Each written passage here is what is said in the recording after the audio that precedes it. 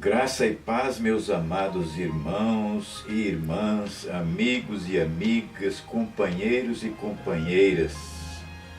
Que bom! Já temos outra oportunidade de abrir as Escrituras Sagradas e aprender delas. Aprender os mistérios do Reino dos Céus. E para ensinar quais os mistérios do Reino dos Céus, Jesus usou as Escrituras Sagradas por parábolas, uma metáfora, uma história que ilustra aquilo que é o verdadeiro. Na minha infância, eu gostava de ouvir histórias, mesmo porque não existia outro entretenimento.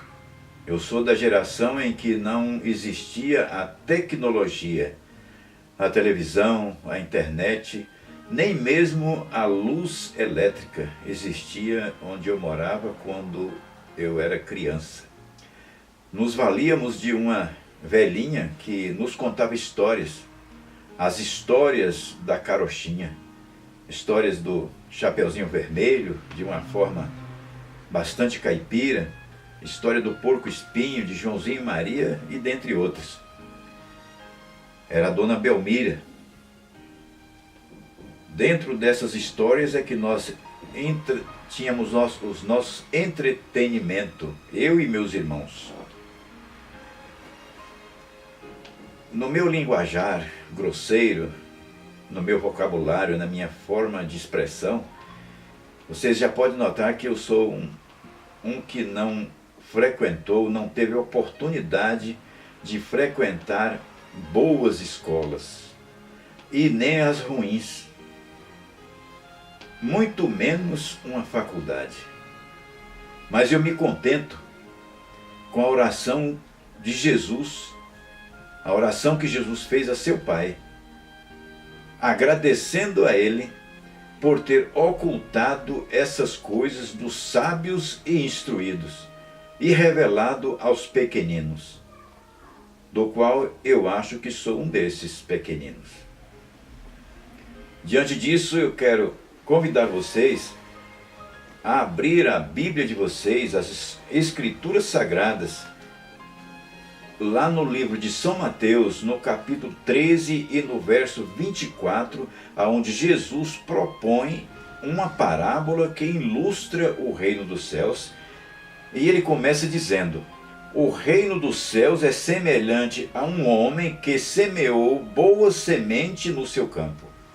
Mas enquanto os homens dormiam, veio o inimigo dele, semeou o joio no meio do trigo e retirou-se. E quando a erva cresceu e produziu fruto, apareceu também o joio. Então, vindo os servos do dono da casa, lhes disseram: Senhor, não semeaste boa semente no teu campo? De onde vem, pois, o joio? Ele, porém, lhes respondeu: um inimigo é que fez isso. Mas os servos lhes perguntaram: queres que vamos e arranquemos o joio? Não, replicou ele, para que, ao separar o joio, não arranqueis também com ele o trigo. Deixai-os crescerem juntos até a colheita, e no tempo da colheita direi aos ceifeiros: ajuntai primeiro o joio, atai-o em feixes para ser queimado, mas o trigo recolhei ao meu celeiro. Vejam que historinha mais sem graça. Se fosse no tempo da Dona Belmira, nos meus 7, 8 anos de idade, eu não ia achar graça nenhuma nessa história. Mesmo porque, quando a gente queria ouvir história, a gente queria saber de uma história que falasse de fantasma, de assombração, do bicho-papão, alguém que ficou preso na floresta, essas coisas assim. Ainda hoje, nos filmes que contam histórias. As pessoas querem ver e ouvir o filme que fala de crime, de sequestro, de ficção científica, de ação, de filme de amor, e dentre outros. Essa historinha aqui, você lê ela aqui dentro de 1 minuto ou 2 e acaba. Qual é a graça? Eu já li essa parábola 2, 3, 4, 5, 10 vezes. No que eu vou lendo, eu vou achando que é sem sentido. Mas daí até os discípulos não entenderam nada e ficaram decepcionados com essa parábola e foram perguntar ao mestre o que significa a parábola do joio no campo. E ele respondeu, e também não vai muito longe não dá para sacar muitas coisas, como diz o ditado.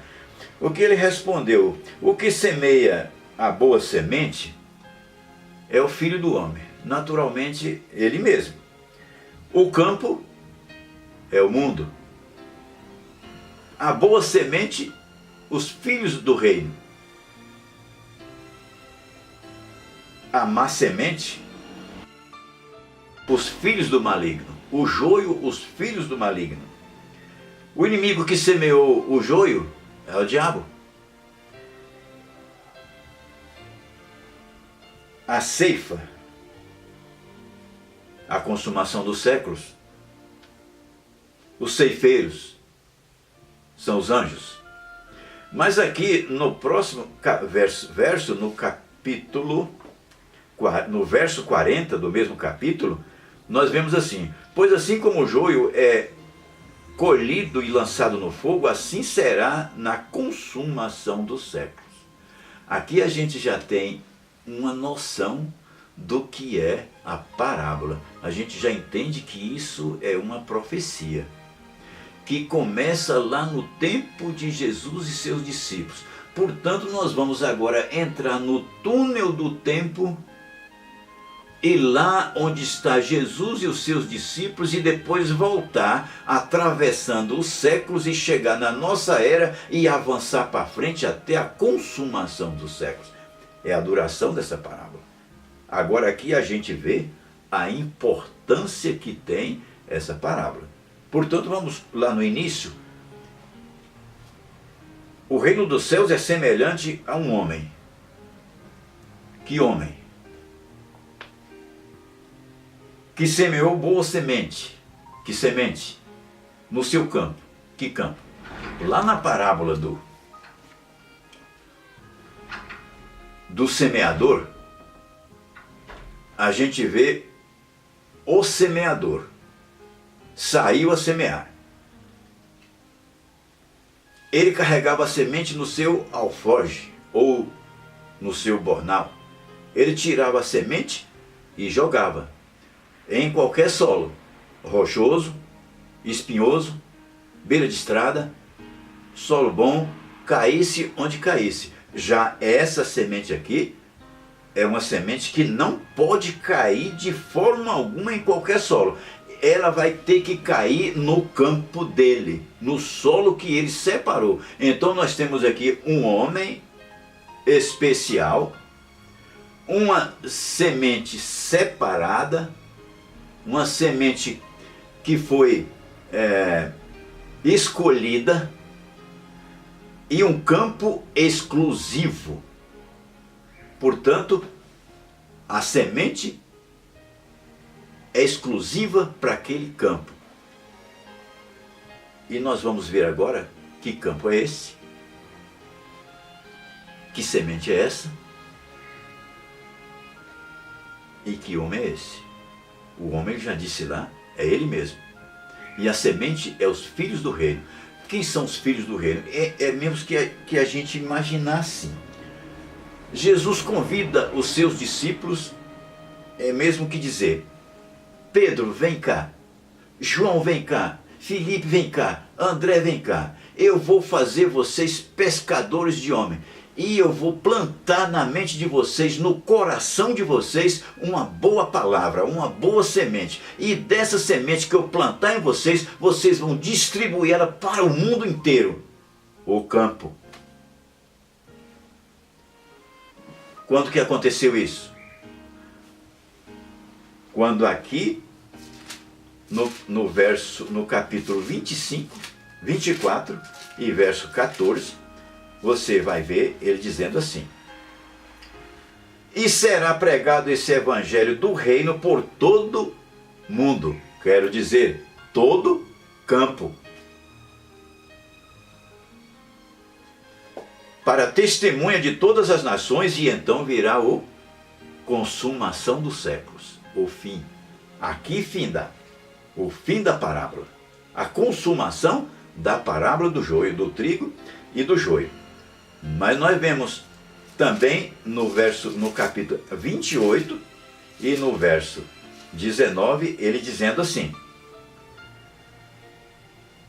ide, portanto, farei discípulos de todas as nações, ensinando-os a guardar todas as coisas que vos tenho ordenado, e eis que estou convosco todos os dias, até o fim da parábola, até a consumação dos séculos. A gente está vendo a parábola terminando aqui. E lá no Monte das Oliveiras, quando ele subiu aos céus, quando ele ascendeu aos céus, ele disse para todos os seus discípulos que viram ele subir junto com as nuvens. E então ele disse para eles: olha, e vocês vão receber poder. O Espírito Santo vai cair em vocês, e vocês serão minhas testemunhas, tanto em Jerusalém, como em Samaria, como em toda a Judéia e até os confins da terra. Vão e plantam essa semente que eu plantei em vocês. Essa palavra, essa boa semente que está com vocês, plantam ela em todo mundo, que é o campo. E assim eles fizeram. Foram até onde eles puderam e lançaram essa semente. E a semente cresceu e nasceu os filhos do reino. A semente que eles plantaram. Mas os homens dormiram. Quais os homens que dormiram? Onde dormiram? E por que dormiram? Vamos ver isso agora. Os homens dormiram. Quais os homens que dormiram? Os discípulos. Os filhos, os primeiros filhos do reino, os discípulos de Jesus, dormiram. Como que dormiram? Vacilaram? Não, eles dormiram nos túmulos. Diz Paulo: não sejais ignorante com aqueles que dormem. Como é que se dorme? Na sepultura. Os discípulos dormiram na sepultura para acordar no último dia, na consumação dos séculos. Eles dormiram no primeiro século. O último deles a dormir foi João, que escreveu o livro do Apocalipse. Mas aí nasceram os filhos dos discípulos, os filhos na fé, os netos na fé, os bisnetos na fé, os trinetos na fé. Eles foram até o segundo século. Mas aí, o que aconteceu? Por que o inimigo veio e semeou o joio no meio do trigo enquanto eles dormiam? Então chegou aquilo que Paulo diz lá em 2 Tessalonicenses, no capítulo 2 e no verso 3, Paulo estava tendo ali uma controvérsia com os seus contemporâneos tessalônicos, e eles acreditavam que Cristo ia vir naquela data, e Paulo advertindo eles e dizendo: ninguém de nenhum modo vos engane, porque isto não acontecerá sem que primeiro venha uma grande apostasia, e seja revelado o homem da iniquidade, o filho da perdição. Paulo está advertindo os tessalonicenses que Cristo não viria naquela época, porque viria uma grande apostasia. O que é uma apostasia? Apostasia é distanciar da verdade, é ir ficando longe da verdade. É isso que se chama apostasia. E foi isso que aconteceu no início do terceiro século. E os cristãos que ficaram, os filhos dos apóstolos, os filhos dos discípulos, eles distanciaram da fé. Foi aí que o inimigo chegou e semeou a palavra má, a semente má, no meio da palavra boa, das doutrinas boas, e retirou. Por que isso aconteceu? Porque os discípulos dormiram, os homens dormiram nos túmulos. O inimigo veio e semeou a má semente no meio da boa semente. Semeou então o joio e se retirou. Agora veja as qualidades desse rapazinho que plantou esse joio. Ele é dessa forma. Ele se opõe e se levanta contra tudo que se chama Deus ou é objeto de culto, a ponto de se assentar no santuário de Deus, ostentando-se como se fosse o próprio Deus. Quem é esse rapaz que entrou no terceiro século, abafando e entregando ao povo uma enxurrada de doutrina, e ela se alastrou até o nosso tempo? 1260 anos se passaram de Inquisição Papal, em que o povo não tinha direito de uma página da Bíblia para ler. Se pegasse alguém lendo uma página da Bíblia, era preso e era torturado e morto. Portanto, foi aí que o inimigo veio e torceu toda boa semente, toda boa palavra que foi plantada na mente dos discípulos que morreram, que foram dormir. E agora? Como que se resolve isso? Quando a semente frutificou, quando deu fruto, a semente deu fruto, o que aconteceu? Os servos viram a diferença entre joio e trigo. Quando ela deu fruto, saiu os filhos do maligno no meio dos filhos do reino. Os servos viram e foram falar para o seu senhor. Quem é os servos? Lá na explicação da parábola não diz quem foi os homens que dormiram, não diz quem é os servos, então deixa a gente meio indeciso. Quem é os servos? Quem são? Quais os servos que viram a diferença entre palavra e palavra, entre joio e trigo, entre doutrinas e doutrinas? Elas são parecidas, o joio é bem parecido com o trigo, é difícil de diferenciar. Por isso as doutrinas pagãs que entraram, elas são parecidas. O maligno, ele fez tão perfeito que elas se parecem muito, os frutos são parecidos. Só quem conhece são os servos. Os servos conhecem. Quem são os servos? Servos é aqueles que não contentam com aquilo que dizem. Eles vão perguntar o seu Senhor. De que forma? De joelhos no chão.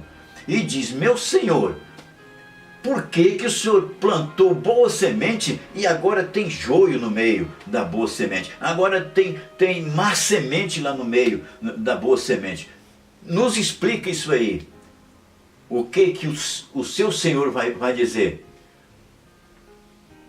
Você tem que ser um servo bom. Qual é a qualidade de um servo bom? Um bom servo, ele sabe tudo da vida do seu Senhor.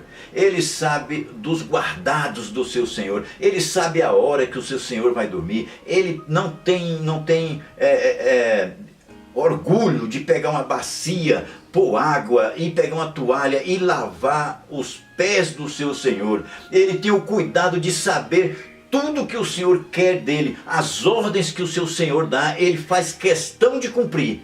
Isso é a função de um bom servo.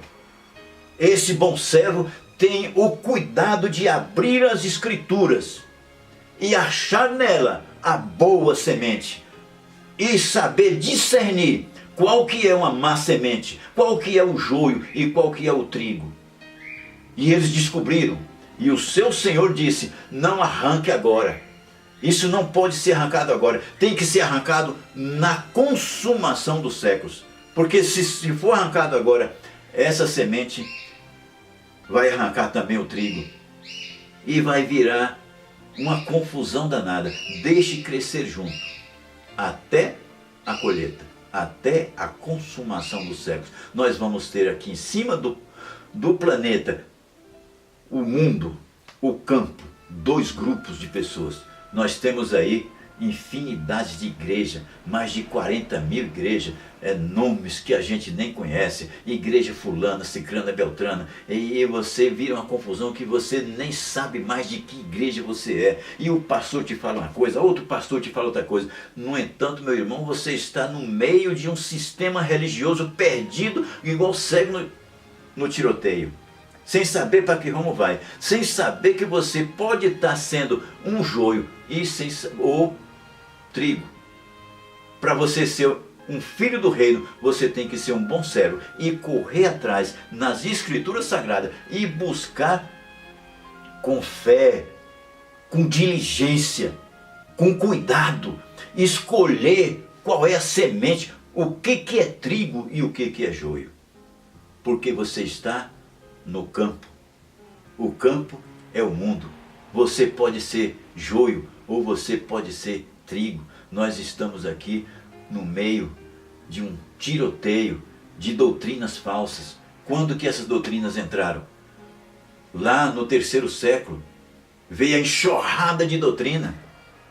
Celibato, adoração à Virgem Maria,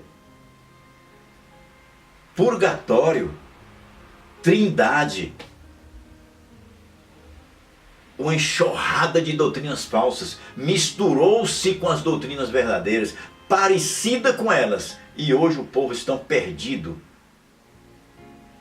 apoiando um grupo que se chama ecumenismo, sistema único de religião. Precisamos ter cuidado. Dois estão no campo. Um será levado, o outro será deixado. Tenho ouvido e visto muitos pregadores dizendo isso. Um está colhendo, o outro está amarrando os feixes. Quando um olha para o outro, já foi. Não procede isso, meus irmãos. Aqui a parábola está se tratando de dois grupos. Um que é trigo, um que é joio. Um grupo será levado, outro grupo será deixado. Duas mulheres estão moendo. Isso está no livro de Lucas 17, capítulo 8. Lucas 17, verso 8. Duas mulheres estão moendo.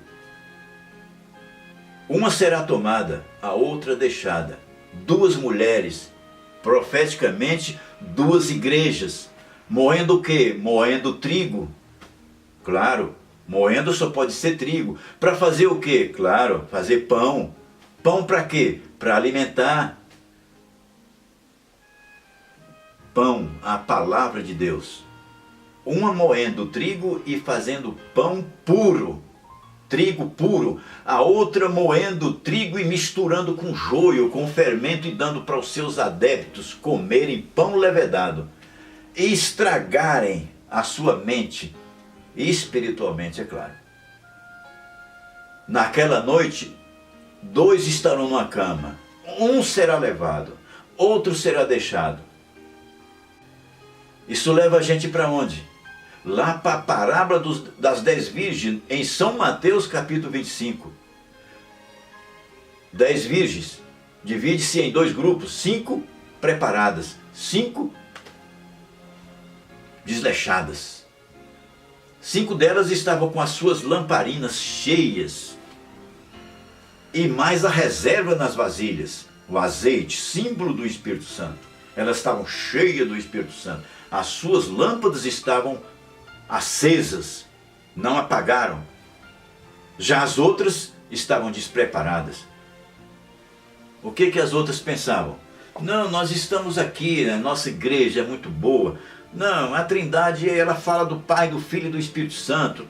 Eu concordo plenamente. Não, as músicas que se canta aqui é boa. Elas falam de Deus. A letra pode, a música pode não ser boa, mas a letra fala de Deus. Isso não tem problema. E aí vai ajuntando uma coisa em cima da outra. Não, isso aqui também podia não ser bom, mas é. E aí quando você vê, você está no meio de um sistema religioso. O joio. No meio do trigo. Um grupo despreparado, um grupo que se preocupa com as coisas materiais, com aquilo que satisfaz o seu ego, satisfaz os seus desejos carnais. Já o outro grupo está cheio do Espírito Santo, as suas lamparinas estão cheias, estão acesas. São Mateus, no mesmo capítulo aqui de São Mateus, você vai ver. Essas mulheres preparadas, a luz delas estão brilhando. São Mateus, no capítulo 5, diz assim: Vós sois a luz do mundo. Não se pode esconder a cidade edificada sobre os montes. Nem se acende uma candeia, uma lâmpada para colocá-la debaixo da mesa, mas em cima do velador, e alumia todos os que se encontram na casa. Assim brilhe também a vossa luz diante dos homens, para que vejam as vossas boas obras e glorifiquem ao vosso Pai que está nos céus. Assim, essa era a condição das 5 virgens que estavam preparadas. Elas tinham azeite nas vasilhas e elas próprias estavam cheias do Espírito Santo, com as luzes acesas, enquanto as outras estavam despreparadas. 5 delas foram. Um grupo foi, o outro grupo ficou. Nós estamos vivendo, meus irmãos, nessa época do trigo e do joio. Essa parábola, ela começa com Jesus, ela atravessa os séculos, chega no nosso tempo e avança para a consumação dos séculos, que eu acho que nós já estamos chegando nessa consumação dos séculos. Pois bem, meus irmãos, o que Jesus quis fazer aqui para os seus discípulos foi ilustrar o reino dos céus, os mistérios do reino dos céus de muitas formas. 2 grupos ele ilustrou de várias formas. 2 no campo, 2 mulheres moendo, 2 numa cama. E agora eu vou falar de mais 2 grupos. Aqui no verso 31 do capítulo 25 de São Mateus, onde ele diz assim: Quando vier o Filho do Homem, o homem que plantou a boa semente, em sua majestade, e todos os anjos com ele, os ceifeiros, então se assentará no trono da sua glória, a consumação dos séculos. E todas as nações serão reunidas, o ecumenismo, em sua presença, e ele separará uns dos outros, como o pastor separa dos cabritos as ovelhas, e porá as ovelhas à sua direita, mas os cabritos à sua esquerda. Estamos vendo aqui 2 grupos sendo comparados, ovelhas e cabritos, como trigo e como joio, no campo. Então dirá o rei aos que estiver à sua direita: Vinde, benditos de meu Pai, entrai na posse do reino que vos está preparado desde a fundação do mundo. Por quê? Porque tive fome, e me deste de comer. Tive sede, e me deste de beber. Era forasteiro, e me hospedaste. Estava nu, e me vestistes. Enfermo, e me foste visitar. Preso, e foste ver-me. Então perguntaram os justos: Senhor, quando foi que te vimos com fome e te demos de comer? Ou com sede te demos de beber?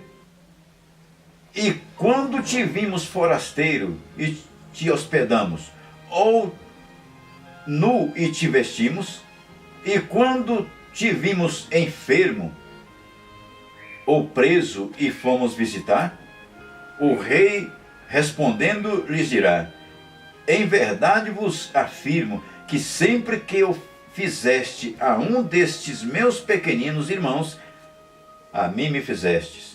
Então o rei dirá também aos que estiverem à sua esquerda: apartai-vos de mim, malditos, para o fogo eterno, o joio, os despreparados,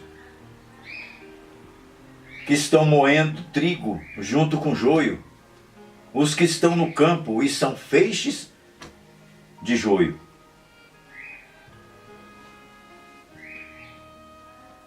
Apartai-vos de mim e vão para o fogo eterno, preparado para o diabo e os seus anjos. Porque tive fome e não me deste de comer, tive sede e não me deste de beber, sendo forasteiro, não me hospedastes, estando nu, não me vestiste, achando-me enfermo e preso, não fostes ver-me. E eles lhes perguntarão: Senhor, quando foi que te vimos com fome, com sede, forasteiro, nu, enfermo ou preso, e não te assistimos? Então ele lhes responderá: em verdade vos digo, que sempre que o deixaste de fazer a um destes mais pequeninos, a mim deixaste de fazer, e irão estes para o castigo eterno, porém os justos para a vida eterna. Dois grupos no campo, meu irmão. Não tem como escapar dessa. Ou você pertence a um grupo ecumênico, um sistema único de religião, um sistema religioso que te controla, que faz você pegar o seu dízimo, 10% do seu salário, ao invés de você ir lá e ajudar esses pequeninos, visitar os enfermos, investir naqueles necessitados. O que você faz? Controlado por um sistema de religioso, você enriquece. Você enriquece as instituições religiosas, aqueles que te controlam na religião. O ecumenismo, meu irmão, ele está profetizado desde 600, 700 anos antes de Cristo, pelo profeta Isaías, pelo profeta Miqueias, pelo profeta Sofonias. Eu vou escolher aqui uma só passagem, porque o tempo já não dá mais. Eu vou escolher aqui o profeta Sofonias para falar do ecumenismo que você talvez esteja envolvido. Sofonias capítulo 3 nos diz assim, o ecumenismo nítido aqui nesse livro tão bom, 3 verso 8, aqui diz assim, é Deus falando com o povo. Esperai-me, pois, a mim, diz o Senhor, no dia em que eu me levantar para o meu despojo, no dia em que eu me levantar para o meu acerto de conta com vocês. Porque a minha resolução, o que eu resolvi com vocês foi isso. Eu vou ajuntar as nações e congregar os reinos. Eu vou juntar vocês em um só pensamento. As nações vão ficar todas unidas, pensando uma só fé, tramando uma só fé, uma só doutrina, uma só religião. Os reinos eu vou ajuntar, e sobre eles, sobre as nações, sobre esses reinos, eu vou fazer cair a minha maldição e todo o furor da minha ira, pois toda essa terra será devorada pelo fogo do meu zelo, pelo ciúme do meu zelo. Agora vem aqui, ó. Então darei lábios puros aos povos, para que todos invoquem o nome do Senhor e sirvam de comum acordo.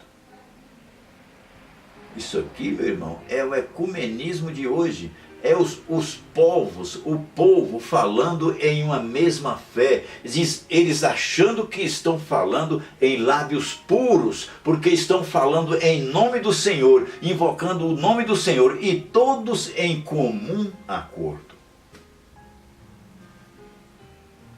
É um grupo pagão, ecumênico, que tramam, urdem a trama contra o povo de Deus, para iludir e transformar um que pode ser trigo em joio. Faz ele falar em lábios puros da forma deles, acreditando em doutrinas que são de demônios. Qual é a doutrina que é de demônio? Aquela que você não encontra na Bíblia. Agora, aqui tem um grupo separado, meu irmão. É esse aqui, ó. Mas da além dos rios da Etiópia, os meus zelosos adoradores, que constitui a filha da minha dispersão, me trarão verdadeiro sacrifício. Esse é o joio. Esse é o trigo que está no meio do joio. Está sendo massacrado pelo joio, pelo sistema único de religião. Naquele dia, não te envergonharás de nenhuma das tuas obras, com que te rebelaste contra mim. Então tirarei do meio de ti os que exultam na sua soberba, e tu nunca mais te ensoberberás no meu santo monte. É isso que é o povo de Deus. No meio de um povo ecumênico que louva Baal, que louva Satanás. O que eu tenho para dizer para você diante de tudo que eu falei, diante dessa parábola do trigo e do joio, que abrange o mundo inteiro, desde os discípulos de Jesus até a nossa data, e avança para o final, para a consumação dos séculos, é tudo isso que eu disse. Dois grupos estão na face da terra, no mundo, no campo. Ou você é joio, ou você é trigo. Dentro de um sistema religioso, você nunca vai conseguir ser aquele servo cuidadoso, zeloso, que vai atrás de saber o que é trigo e o que é joio, e pertencer ao grupo certo, aquele que você pode ser um cabrito, mas que você pode ser também uma ovelha, que você pode ser chamado: vinde benditos do meu Pai, possuir por herança o reino que está preparado desde a fundação do mundo. Que Deus nos abençoe e nos dê coragem para enfrentar esse movimento religioso, esse sistema religioso que controla o mundo,